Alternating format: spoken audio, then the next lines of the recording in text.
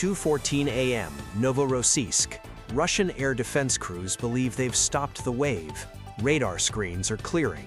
Then, 3 different weapon systems, arriving from 3 different directions on 3 different flight profiles, prove they were only fighting the decoy. By the end of this video, you'll understand exactly how Ukraine used 3 separate weapon systems in the same strike window to defeat Novorossiysk's layered air defense, and why using all 3 at once instead of 1 at a time was the actual innovation. You'll see why Washington had quietly asked Kyiv to leave this exact port alone weeks earlier, and what changed. And you'll find out about the one piece of infrastructure at this port that Ukraine has now hit multiple times in 2026, and why destroying it doesn't stop the exports, it just makes every barrel more expensive to move. Novorossiysk isn't just a port, it's the last major artery. For most of this war, Russia's Black Sea Fleet ran its operations out of Sevastopol in occupied Crimea. That changed. Repeated Ukrainian strikes on dry docks, headquarters buildings, and vessels at anchor in Crimea forced Moscow to do something it never wanted to do: pull much of the fleet back across the sea, out of range, to Novorossiysk on Russia's own coastline. It was supposed to be the safe option, 400 kilometers from the nearest Ukrainian-held territory, behind layered air defense, protected by the kind of distance that used to mean something in this war. It doesn't mean as much anymore. Novorossiysk isn't only a naval anchorage either.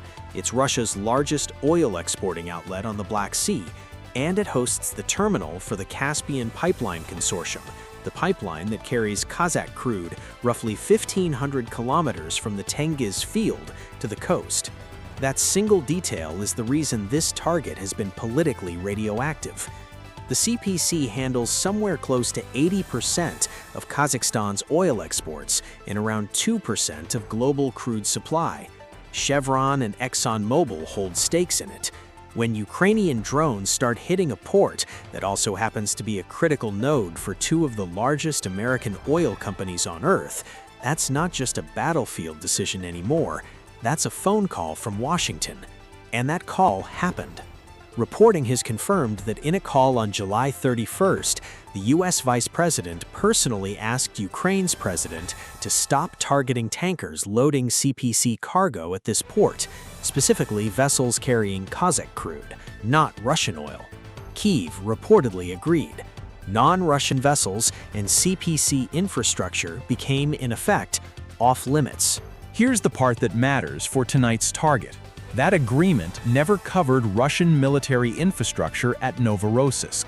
The naval base, the warships, the drilling platforms Russia has converted into radar posts, none of that was protected. Ukraine kept hitting it anyway, just more selectively. A drilling rig repurposed as a lookout post, the missile carrier Admiral Makarov caught at anchor, a drone forces commander confirming on the record that these weren't accidents. They were part of a deliberate campaign to bleed Russia's oil export revenue, because that revenue is what buys the missiles that hit Ukrainian cities. So by the time we get to the night this video is actually about, both sides understand the rules of this particular chessboard. Ukraine can hit the warships and the port's military infrastructure. It cannot, without triggering a diplomatic incident with its most important backer, touch the tankers hauling someone else's oil.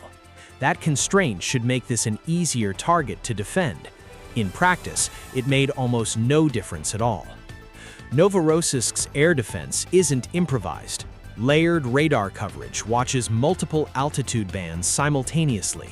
Low-altitude search radars tuned for exactly the kind of small, slow-moving threat a naval drone or a cheap attack UAV presents, and separate systems watching higher altitudes for cruise missiles and aircraft.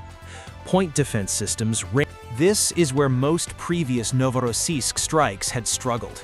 Ukrainian naval drones approaching the harbor mouth, the same kind that had already sunk or disabled several vessels earlier in the year, including 2 Shadow Fleet tankers hit near the port's approaches, move at maybe 40 to 80 kilometers an hour across open water. That's fast for a boat, It's agonizingly slow against a radar-cued defense system with minutes of warning and interceptors already spun up. A single approach vector, however clever, gives the defenders time to concentrate everything they have on one axis. The tactical problem, in other words, wasn't building a weapon capable of reaching Novorossiysk. Ukraine had already proven, repeatedly through 2026, that it could reach this port. The problem was surviving the last 2 kilometers once the defenders knew you were coming. Here's why this matters tactically.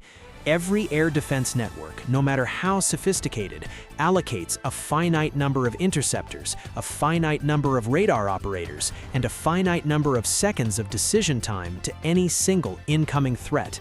Layered defense works by giving those finite resources enough warning to react in sequence. Spot it, classify it, hand it to the right interceptor, fire, reassess.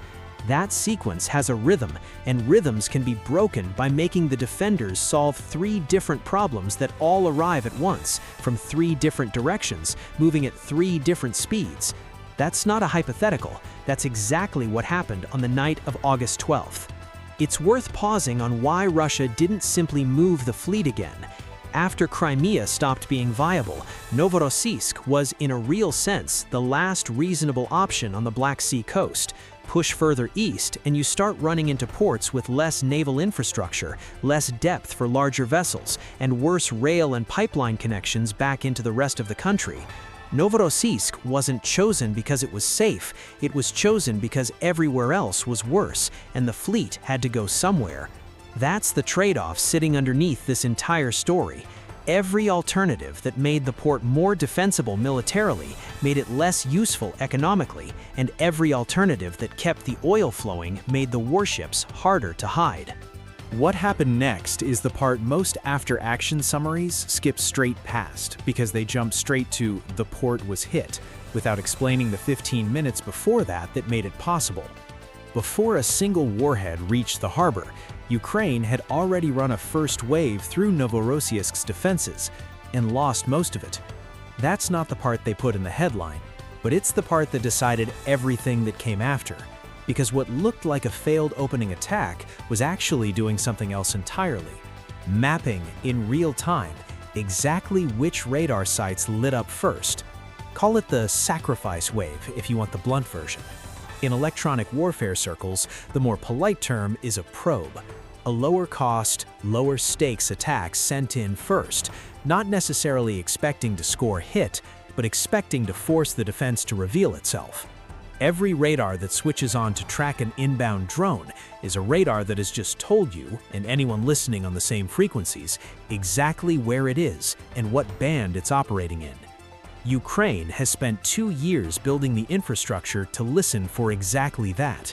Electronic intelligence platforms, some airborne, some maritime, some sitting quietly onshore near the front, exist specifically to catalog which emitters light up, in what sequence, and for how long, every time Russia's air defense responds to an attack. It's slow, unglamorous work. It also means that by mid-2026, Ukrainian planners likely had a working picture of Novorossiysk's defensive layout that was more current than anything sitting in a 5-year-old Russian order of battle document. Countermeasure 1 defeated the initial low-altitude radar picture. A first probing wave buys the picture needed to route the real attack around, not through the radars that respond fastest. That's the first small win. Here's the second.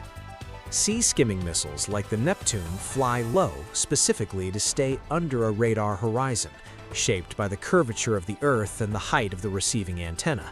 Fly low enough, and a radar sighted at sea level simply cannot see you until you're already close, sometimes uncomfortably close for the defender, comfortably close for the attacker. The trade-off is speed and payload against detection range. Neptune isn't the fastest weapon in Ukraine's arsenal, but flying it low, time to arrive in the same short window as faster, higher-flying threats, means the defense's most reliable early warning radar, the one that would normally have given the longest response time, hands over its detection advantage voluntarily just by doing what physics requires it to do. Countermeasure 2 defeated. long-range, early warning. Altitude discipline, not raw speed, is what buys the missile its final approach. Pattern interrupt, the other side of the screen. Picture the Russian air defense duty officer that night, not as a faceless statistic, but as someone doing an actual job under real pressure. Their radar picture is showing multiple tracks, arriving from different bearings at different speeds, some low and slow, some higher and faster. Doctrine says prioritize the fastest, highest value track first. That's usually the missile.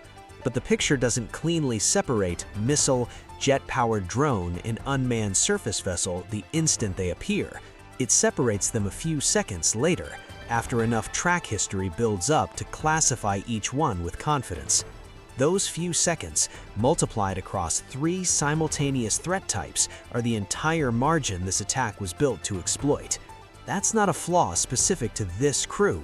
It's a structural weakness in how any layered air defense network prioritizes when its assumptions about one thing at a time stop holding. Now, the third layer, electronic warfare. Jamming works by drowning out the GPS and radio link signals a drone needs to hold its course, hoping to make it drift off target or lose guidance entirely.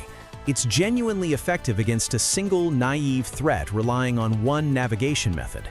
It's far less effective against a mixed strike package, where different systems use different guidance approaches. Inertial navigation that doesn't depend on GPS at all, terrain reference methods, human-in-the-loop correction for surface drones with a video feed, jam-resistant frequency hopping links. Jam one guidance method into uselessness, and the systems that never depended on it keep flying straight through the noise. Countermeasure 3, defeated. Electronic warfare. Diversity of guidance method, not brute force resistance to jamming, is what got the package through. This is the specificity bomb, and it's exactly the detail most coverage of this kind of strike leaves out. It's not one miracle weapon that beats a modern air defense network. It's stacking systems with different vulnerabilities in the same short window, so that whichever countermeasure the defense leans on hardest ends up being the one weakness the strike package was specifically built not to have. That's the pattern. According to Ukrainian President Volodymyr Zelensky's own account, the August 12th strike on Novorossiysk's naval base combined exactly this mix: Neptune anti-ship missiles, Polyanitsia jet-powered strike drones, and unmanned maritime systems, sea, low-altitude crews, and jet-powered air threats arriving together rather than in sequence. None of these 3 systems is new by itself. Neptune has been in service since well before this war reached the Black Sea Fleet at all. It's the same missile family credited with sinking the cruiser Moscow back in 2022. Polyanitsia is newer, part of a wave of domestically built jet-powered strike drones Ukraine has fielded specifically to close the gap between slow propeller drones and expensive imported cruise missiles. Unmanned surface vessels are, by 2026, almost routine in Black Sea reporting. What made this strike different wasn't any individual piece of hardware, it was the scheduling. Before we get to what the strike actually hit, there's a detail worth sitting with. Somewhere in that 30-second warning window, before klaxons even finished sounding across the anchorage, someone on watch had to decide, with incomplete information, which threat to engage first, and get it wrong at least once, because there simply weren't enough interceptor channels to answer all 3 axes simultaneously. That decision, made under pressure in under a minute, is the actual hinge this entire operation was designed to force. Here's the second payoff, and it's less about hardware and more about economics. Even a successful strike on Novorossiysk's naval infrastructure doesn't shut off Russia's oil exports. It was never designed to. The CPC terminal itself remains largely untouched, protected by that understanding with Washington.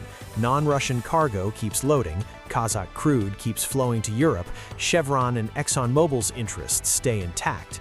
What these repeated strikes actually do is raise the cost and risk of everything adjacent to that flow. Insurance premiums on vessels calling at a port that gets hit with missiles every few weeks go up. Ship owners get more cautious about routing anything through a harbor that also hosts warships Ukraine has demonstrated it can reach at will. Some of Russia's own Shadow Fleet tankers, the ones ferrying sanctioned oil under flags of convenience, have already been hit near these same approaches earlier in the year, disabled rather than destroyed, taken out of service rather than sunk. Reuters tracked estimates put the reduction in CPC loadings. And that brings us to the one detail that changes how you should read every Novorossiysk strike that comes after this one. This wasn't the first time this port had burned in 2026. Back in April, a multi-day drone campaign against the Tuapse refinery down the coast set fires so large the smoke plume was compared to a volcano erupting. Novorossiysk was never going to be treated any differently. The only question was ever going to be when and with how many systems at once. By the time the last of the 3 threat types reached its target, Novorossiysk's air defense network had already spent its most valuable resource: time. Multiple axes, multiple speeds, multiple guidance methods. The layered defense that had protected the fleet's relocation from Crimea in the first place had been asked to solve a harder version of the same problem it had solved before, and this time the margin wasn't there. Zelensky confirmed the strike targeted the naval base directly, describing the combined use of Neptune missiles, Polyanitsia drones, and unmanned maritime systems in the same operation. Russian authorities, for their